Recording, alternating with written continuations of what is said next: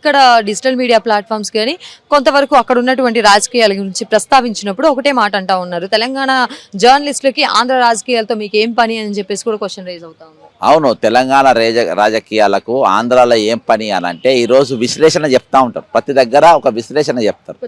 మరి ఎవరైనా చెప్పొచ్చు. ఎక్కడ నేను చెప్తున్నా కదా, సొమాలియా రాజకీయాలు మాట్లాడతాం, పాలస్తీనా రాజకీయాలు మాట్లాడతాం, ఇజ్రాయెల్ రాజకీయాలు మాట్లాడతాం, ఇండోనేషియా రాజకీయాలు మాట్లాడతాం. ఎవరు ఎక్కడైనా మాట్లాడతాం. ఎక్కడైనా మరి చెగువీరా ఫోటో పెట్టుకొని తిరిగిండు ఎవరు, పవన్ కళ్యాణ్. తర్వాత మరి ఇలా కనబడుతుందా చెగువీరా ఫోటో కనబడుతుందా?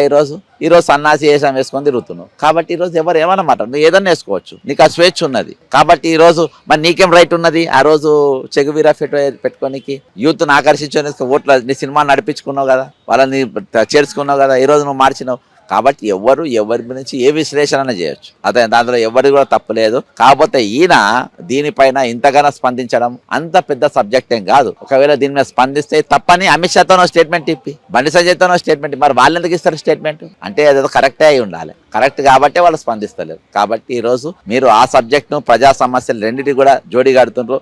ఈ ఇరు రాష్ట్రాల యొక్క దౌత్యం అనేది వచ్చే రోజుల్లో దెబ్బతీసేటట్టుగా వీళ్ళ చిల్లర చేష్టలున్నాయి, మానుకోవాలని నేను